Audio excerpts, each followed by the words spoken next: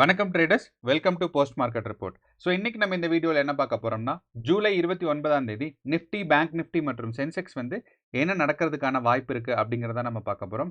And இது செவ்வாய்க்கிழமைங்கிறனால நமக்கு வந்து சென்செக்ஸ்க்கு வீக்லி எக்ஸ்பைரி இருக்கு, அதை நம்ம ஞாபகம் வச்சுக்கணும். ஓகே, அப்போ இன்னைக்கு நம்ம என்ன பார்க்க போறோம் அப்படின்னு பார்த்தீங்கன்னா, இன்னைக்கு வந்து பிரைஸ் ஆக்ஷனை ஃபர்ஸ்ட் டிஸ்கஸ் பண்ணுவோம். நிஃப்டி, பேங்க் நிஃப்டி அண்ட் சென்செக்ஸ்ல. அண்ட் பிரைஸ் ஆக்ஷன் டிஸ்கஸ் பண்ணும்போது இன்னைக்கு 28ஆம் தேதியோட பிரைஸ் ஆக்ஷன் மட்டும் டிஸ்கஸ் பண்ணாம அதுக்கு முதல் நாள் இருந்த பிரைஸ் ஆக்ஷனும் சேர்த்து நம்ம டிஸ்கஸ் பண்ணுவோம். அதாவது போன வெள்ளிக்கிழமை. அப்போ இந்த பிரைஸ் ஆக்ஷனை பார்க்கும்போதே நம்ம என்ன பண்ணுவோம்னா, சப்போர்ட் அண்ட் ரெசிஸ்டன்ஸ் முக்கியமானது எங்கே இருக்குது, அண்ட் நாளைக்கு வந்து மார்க்கெட் எந்த லெவலுக்குள்ளே மூவ் ஆகிறதுக்கான வாய்ப்பு இருக்குது அப்படிங்கிறதையும் நம்ம வந்து பார்ப்போம். ஓகே, இது பார்த்ததுக்கப்புறம் பார்த்தீங்கன்னா நம்ம வந்து ஓப்பன் இன்ட்ரெஸ்ட் டேட்டாவை டிஸ்கஸ் பண்ணுவோம். ஏன்னா ஓப்பன் இன்ட்ரெஸ்ட் டேட்டாவில் நமக்கு வந்து சப்போர்ட் அண்ட் ரெசிஸ்டன்ஸ் நம்ம முன்னாடியே சொன்ன ப்ரைஸ் ஆக்ஷனில் பார்க்குற சப்போர்ட் அண்ட் ரெசிஸ்டன்ஸ் தான் இருக்கா இல்லையாங்கிறது நமக்கு அண்டர்ஸ்டாண்ட் ஆகும். அண்ட் இது பார்த்துட்டு நம்ம என்ன பண்ணுவோம்னா, எஃப்ஐஐ டிஐஐ டேட்டா பார்ப்போம். ஏன் எஃப்ஐஐ டிஐஐ டேட்டானா, இந்த ஒரு 2 வாரமாக பார்த்தீங்கன்னா நமக்கு எஃப்ஐஐ டிஐஐ டேட்டா கொஞ்சம் முக்கியமாக இருக்குது. ஸோ அதுக்கான ரீசன் என்ன, எஃப்ஐஐ டிஐயோட ட்ரெண்ட் எப்படி இருக்குங்கிறத பார்ப்போம். இது கூட நம்ம இன்றைக்கி என்ன பார்ப்போம்னா, ஏன்னா இந்த வாரம் வந்து ஹை வாலடைலிட்டி மார்க்கெட். ஸோ அப்படிங்கிறனால எக்கனாமிக் கேலண்டரையும் ஸ்டாக் ரிசல்ட்ஸ் கேலண்டரையும் குயிக்காக ஒரு ரிவிஷன் பார்த்தோம் அப்படின்னா நமக்கு வந்து மார்க்கெட் எப்படி அஃபெக்ட் ஆக போகுது அப்படிங்கிற ஒரு அண்டர்ஸ்டாண்டிங் நமக்கு கிடைக்கும். ஸோ ஓகே, இப்போ வாங்க இப்போ நம்ம வீடியோக்குள்ளே போகலாம். ஸோ ஃபஸ்ட்டு வந்து பார்த்தீங்கன்னா நமக்கு வந்து ப்ரைஸ் ஆக்ஷன். ஸோ நமக்கு வந்து ப்ரைஸ் ஆக்ஷன் நமக்கு இன்றைக்கி காலையில் கிஃப்ட் நிஃப்டி ஓப்பன் ஆகும் போதே பார்த்தீங்கன்னா நெகட்டிவாக தான் ஓப்பன் ஆச்சு. ஸோ அந்த நெகட்டிவ் எதுக்கு கரஸ்பாண்டிங்காக அப்படின்னு பார்த்தீங்கன்னா, நமக்கு வந்து போன வாரம் நமக்கு வந்து எந்த நிலைமையில் முடிஞ்சிச்சோ, நமக்கு வந்து 315க்கு இங்கே முடிஞ்சிச்சு. ஸோ இதை கம்பேர் பண்ணும்போது இன்றைக்கி நமக்கு காலையில் ஓப்பன் ஆனது வந்து பார்த்தீங்கன்னா நெகட்டிவாக தான் இருந்துச்சு. ஸோ அப்போ இந்த நெகட்டிவ் வந்து ஓப்பன் ஆகிருந்துச்சுன்னு பார்த்தீங்கன்னா, ஆனால் நமக்கு வந்து மார்க்கெட் அதுக்கப்புறம் பயங்கரமாக ஒரு நெகட்டிவ் ட்ராபேக், ஒரு செல்லிங் ப்ரெஷரில் இருந்துச்சு. அண்ட் இந்த செல்லிங் ப்ரெஷர் வந்து எக்ஸ்பெக்டட் அண்ட் இந்த செல்லிங் ப்ரெஷர் ஈஸியாக அண்டர்ஸ்டாண்ட் பண்ணியிருக்கிறதுக்கு நமக்கு இந்தியா விக்ஸ் டேட்டா இருந்துச்சு. என்ன அப்படின்னா, இந்தியா விக்ஸ் டேட்டா வந்து நமக்கு வந்து வெள்ளிக்கிழமையும் மேலே போச்சு. அதே மாதிரி நமக்கு வந்து பார்த்தீங்கன்னா திங்கக்கிழமை இன்றைக்கும் பார்த்தீங்கன்னா நமக்கு மார்க்கெட் மேலே போயிருந்துருக்கு. ஸோ இந்த ஃபஸ்ட்டு கேண்டில் நமக்கு இந்தியா விக்ஸில் வந்து ஸ்ட்ராங்கான ஒரு கேண்டிலாக. ஸோ நான் வந்து கலர் மாற்றிருக்கேன் ஸோ தட் எனக்கு கம்ஃபர்டபுளாக இருக்கிறதுக்கு. என்னென்னா, கோல்டன் கலர்ஸ் எல்லாம் வந்து க்ரீன் கலர் கேண்டிலும், ப்ளூ வந்து ரெட் கலரும் வச்சுருக்கலாம். ஓகே, ஸோ அப்போது கோல்டன்னா நமக்கு வந்து நம்ம கோல்டு கூட நம்ம ரிலேட் பண்ணிக்கலாம். ஸோ எல்லோ கலர் இல்லைனா கோல்டு கலர் கேண்டில்ஸாக க்ரீன் கேண்டில்ஸ்னு வச்சுக்கலாம். ஸோ அப்படிங்கிறனால காலையிலே பார்த்தீங்கன்னா ஒரு ஸ்ட்ராங்கான ஒரு பையிங் ப்ரெஷர், அதாவது ஒரு இந்தியா விக்ஸில் வந்து ஸ்ட்ராங்கான ஒரு க்ரீன் கேண்டில் இருந்துச்சு, மார்க்கெட் மேலே போன மாதிரி. அப்படிங்கிறனால நமக்கு வந்து இந்தியா விக்ஸ் அண்ட் நம்மளோட மார்க்கெட்ஸ் எல்லாம் வந்து ஆப்போசிட் டைரக்ஷனில் இருக்கும் அப்படிங்கிறது நம்ம சொல்லியிருக்கோம். அதன் காரணமாக நமக்கு வந்து ஈஸியாக அண்டர்ஸ்டாண்ட் பண்ணியிருந்துருக்கலாம் ஏன் வந்து நமக்கு வந்து 3மே இன்னைக்கு டவுன்ஃபால் ஆகிறதுக்கு எக்ஸ்பெக்டட்னு. ஓகே, ஃபஸ்ட்டு வந்து சென்செக்ஸ். இப்போ சென்செக்ஸ் பார்த்தீங்கன்னா கேப் டவுனில் ஓப்பன் ஆச்சு ஒன்று. அண்ட் இந்த கேப் டவுனுக்கு காரணம் வந்து பார்த்தீங்கன்னா நமக்கு கிஃப்ட் நிஃப்டி பயங்கரமாக ட்ராப் ஆயிருந்துச்சு. அப்போ இந்த கேப் டவுனில் ஓப்பன் ஆகிட்டு கரெக்டாக ஒரு மேலே இருக்க ஒரு ரெசிஸ்டன்ஸ் பார்த்தீங்கன்னா இப்போ இருக்கிற 81,500 இந்த ரெசிஸ்டன்ஸை டச் பண்ணிவிட்டு மார்க்கெட் அழகாக கீழே வந்துருச்சு. அண்ட் இந்த கீழே வந்ததுமே நம்ம என்னென்னா, நம்ம ஏற்கனவே ஒரு பாக்ஸ் மாதிரி போட்டிருந்தோம். வெள்ளிக்கிழமை நம்ம அனாலிசிஸ் முடிச்சுட்டு பார்க்கும்போது என்ன சொல்லியிருந்தோம்னா, திங்கக்கிழமை வந்து இந்த பாக்ஸ்குள்ளே இருக்கிறதுக்கான வாய்ப்பு இருக்குது அப்படிங்கிறத சொல்லியிருந்தோம். ஸோ அதே மாதிரியே காலையில் பார்த்தீங்கன்னா கேப் டவுன் வந்து மார்க்கெட் கரெக்டாக அந்த பாக்ஸோட, அதாவது 81,500ங்கிறத டெஸ்ட் பண்ணிவிட்டு அங்கேருந்து ஒரு டவுன் சைட். ஸோ அப்போது நமக்கு இந்த இடத்துல ப்ராஃபிட்ஸ் எடுக்கிறதாக இருந்திருந்தால் நமக்கு வந்து கேஷ் மார்க்கெட்லேயோ இல்லைனா F&O ஆப்ஷன்ஸ் அண்ட் ஃபியூச்சர்ஸ்லேயோ இந்த ட்ரெண்டை வச்சு ஈஸியாக நம்ம வந்து இன்றைக்கி ப்ராஃபிட்ஸ் பார்த்துருந்துருக்கலாம். அது வந்து ஆஃப்டர் த மார்க்கெட் சொல்கிறதுக்கு ஈஸியாக தான் இருக்கும். பட் இருந்தாலும் லைக் இதுதான் வந்து நமக்கு ஆக்சுவல் ட்ரெண்ட். ஏன்னா நமக்கு வந்து இந்த இடத்துல சப்போர்ட்லேருந்து திருப்பி ரிவர்ஸ் ஆகும்போது இந்த ரெசிஸ்டன்ஸ், அதாவது இங்கேருந்து மேலே போய் 81,500ங்கிற ரெசிஸ்டன்ஸ்லேருந்து market downside pullback எடுக்கும்போது நமக்கு ஈஸியாக தெரிஞ்சிருக்கும். ஓகே, இங்கே இனி டவுன்ஃபால் ஆச்சுன்னா மோஸ்ட்டாக நமக்கு வந்து 81,000 வரைக்கும் தான் டவுன்ஃபால் ரேலி இருக்கணும். அதே மாதிரியே இங்கே வந்துருச்சு, இது வரைக்கும் வந்துருச்சு.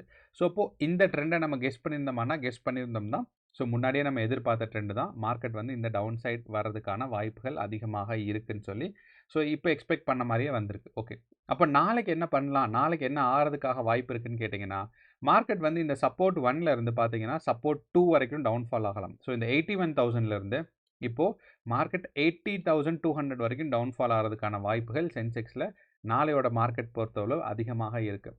காரணம் என்னென்னா, நமக்கு வந்து ஒரு டவுன்ஃபாலிங் மார்க்கெட்டில் தான் இப்போ வந்து இருக்குது. ஸோ அப்போது நாளைக்கு வந்து எக்ஸ்பைரி டேங்கிறனால ஒன்றா கன்சாலிடேஷன் ஃபேஸ் இல்லைன்னா டவுன் சைட் மார்க்கெட் வந்து மேலே போகிறதுக்கான ஒரு எக்ஸ்பெக்டேஷன் வைக்கல. இதுக்கான காரணங்கள் நிறைய 2-3 அடிஷ்னலாக இருக்குது. ஒன்று வந்து நம்மளோட ப்ரைஸ் ஆக்ஷன்.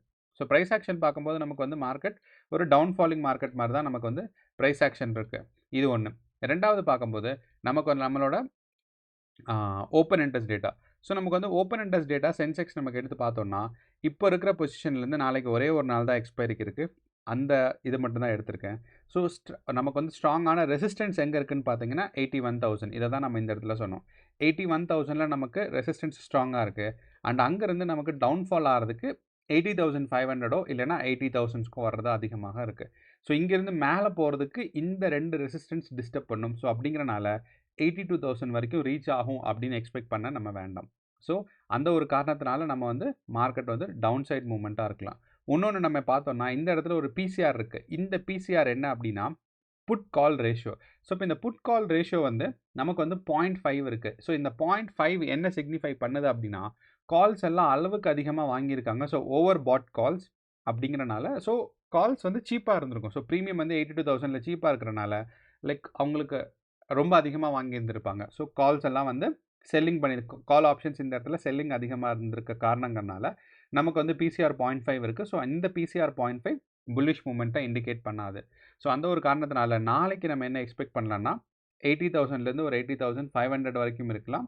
அப்படி இல்லைன்னா மார்க்கெட் வந்து இது வரைக்கும் ரீச் ஆகிறதுக்கான பொட்டன்ஷியல்ஸ் அழகாக இருக்குது நமக்கு வந்து சென்செக்ஸில்.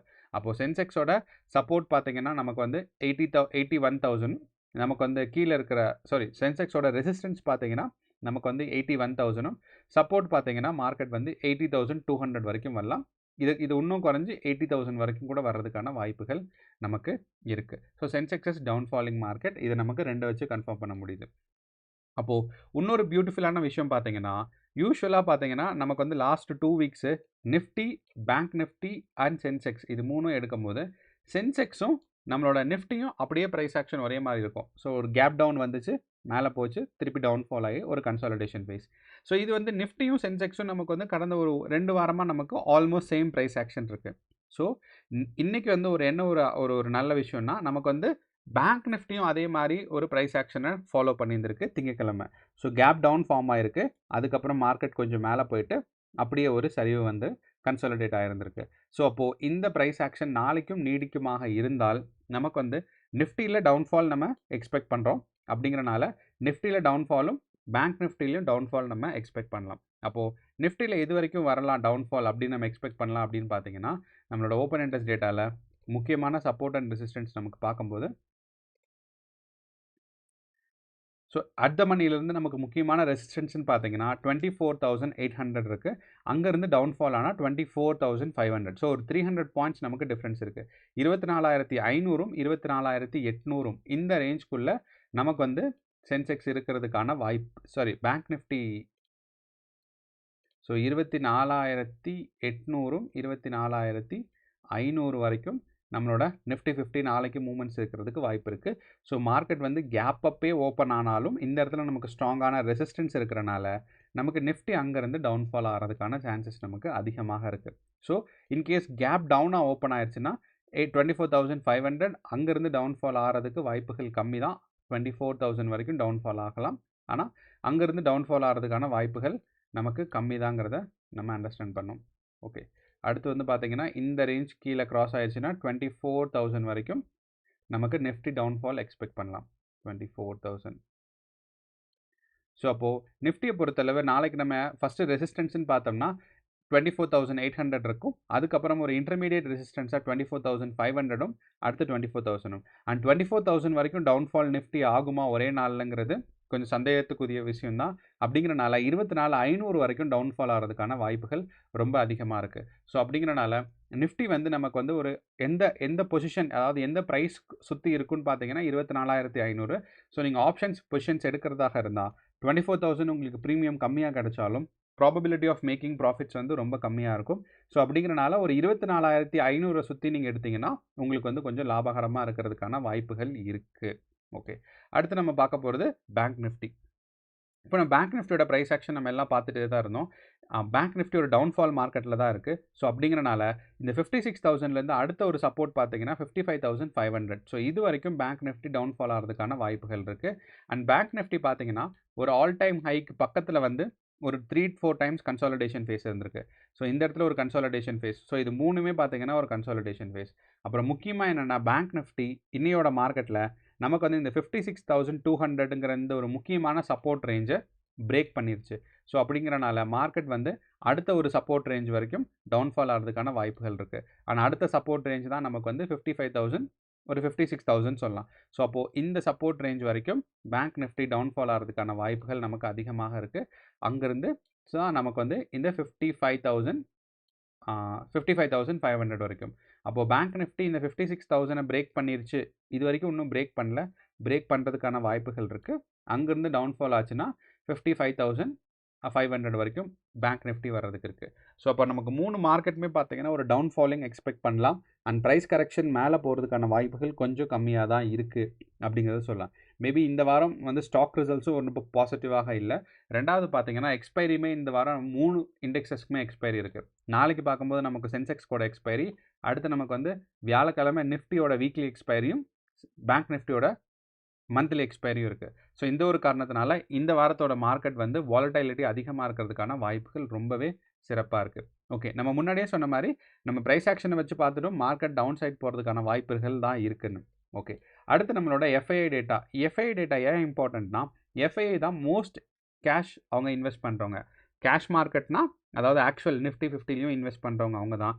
எஃப்என்ஓ ஆப்ஷன்ஸ் அண்ட் ஃபியூச்சர்ஸ்லாம் இன்வெஸ்ட் பண்ணுறவங்க அவங்க தான். ஸோ அந்த ஒரு காரணத்தினால நமக்கு அவங்களோட டைரக்ஷன் என்ன அப்படிங்கிறத தெரிஞ்சுக்கிட்டோம்னா, அதை நம்ம ஃபாலோ பண்ணனாவே நமக்கு வந்து ஈஸியாக வந்து ப்ராஃபிட்ஸ் எடுக்கிறதுக்கு வாய்ப்பு இருக்குது. நீங்கள் வந்து அதாவது நமக்கு வந்து போன வாரம் 21ஆம் தேதியிலிருந்து, போன வாரம் திங்கட்கிழமை 21ஆம் தேதி அப்போ இருந்து இப்போ வரைக்கும் பார்த்தீங்கன்னா, ஒரு நாளும் நம்மளோட டிஐயோட நெகட்டிவ் இன்வெஸ்ட்மெண்ட், அதாவது நெட் ஹோல்டிங்ஸ்ன்னு சொல்லுவாங்க. எவ்வளோ பை பண்ணியிருக்காங்க, எவ்வளோ செல் பண்ணுறாங்கன்னு.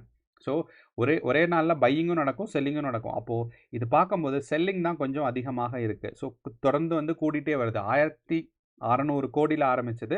இப்போ பார்த்தீங்கன்னா இன்ட்ராடேல ஒரு நாளைக்கு அவங்களோட நெட் செல்லிங் பார்க்கும்போது 6,000 crores இருக்குது. ஸோ அந்த ஒரு காரணத்தினால இந்த ஒரு பேட்டர்ன் வச்சு பார்க்கும்போது மார்க்கெட் வந்து ஒரு ஸ்ட்ராங்கான ப்ரைஸ் கரெக்ஷன் வர்றதுக்கான வாய்ப்புகள் இருக்குது. அண்ட் நீங்கள் இந்த இடத்துல பார்த்தாலும் தெரியும், யூஸ்வலாக எஃப்ஐஎஸ் தான் செல்லிங் அதிகமாக பண்ணுவாங்க. அதே தான் இந்த ஜூலை மாதமும் நடந்திருக்கு.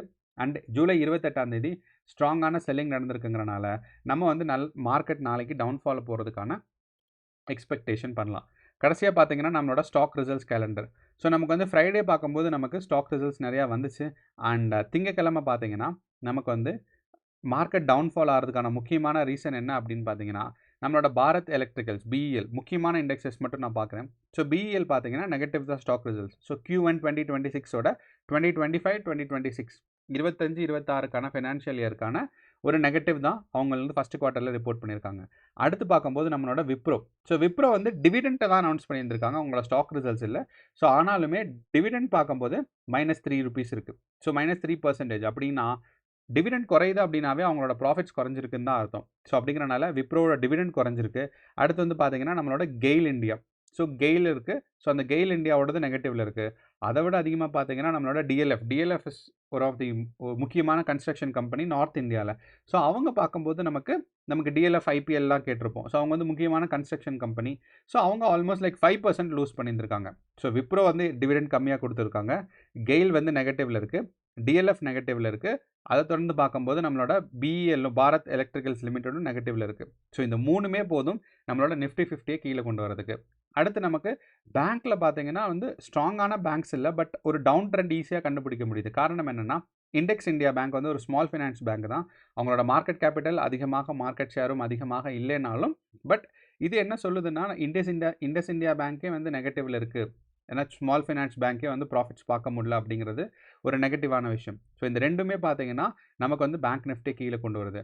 அதே மாதிரி நம்மளோட இது கூட சேர்ந்து இந்த இண்டஸ் இந்தியா பேங்க் ரிசல்ட்ஸ் கூட கொடாக் மஹேந்திரா பேங்க் வந்து ஆல்மோஸ்ட் லைக் 7% டவுன்.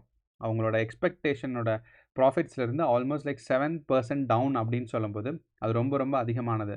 ஸோ இப்போ இந்த Kotak Mahindra and Indus India bank இது ரெண்டோட ரிசல்ட்ஸையும் வச்சு பார்க்கும்போது பேங்க் நிஃப்டி கீழே போகிறதுக்கான வாய்ப்புகள் இருக்குது. அண்ட் நமக்கு நிஃப்டியோட முக்கியமான ஸ்டாக்ஸும் நிஃப்டி அண்ட் பிஎஸ்சியோட முக்கியமான ஸ்டாக்ஸும் பார்த்தீங்கன்னா நெகட்டிவில் தான் இருக்குது. எக்ஸப்ட் அதானி கிரீன்ஸும் அதானி டோட்டல் கேஸும் மட்டும்தான் பாசிட்டிவ். மீதி இம்பார்ட்டடான ஸ்டாக்ஸ் விப்ரோலேருந்து கெயில், பாரத், ஸோ இதெல்லாம் கவர்மெண்ட்டோட ஸ்டாக்ஸ். ஸோ இதெல்லாமே பார்த்தீங்கன்னா மார்க்கெட் வந்து டவுன் சைட் தான் போகிறதுக்கான ஒரு இண்டிகேஷன். அண்ட் நாளைக்கு இம்பார்ட்டண்ட்டான ஸ்டாக்ஸ் லைக் என்டிபிசியோட ஸ்டாக்ஸ் இருக்குது. அடுத்து வந்து ஏசியன் பெயிண்ட்ஸோட ஸ்டாக்ஸ் இருக்குது. ஸோ இந்த ஸ்டாக்ஸ் எல்லாம் பாசிட்டிவாக இருந்தால் மேபி நமக்கு வந்து புதன்கிழமை மார்க்கெட் பாசிட்டிவாக போகிறதுக்கான வாய்ப்புகள் இருக்குது. ஸோ அப்படிங்கிறனால இந்த வாரத்தோட வாலட்டிலிட்டி அதிகமாக இருக்கும். கேர்ஃபுல்லாக தான் ட்ரேட் பண்ணணும். All the best. நாளைக்கு கேர்ஃபுல்லாக ட்ரேட் பண்ணுங்கள். நன்றி, வணக்கம்.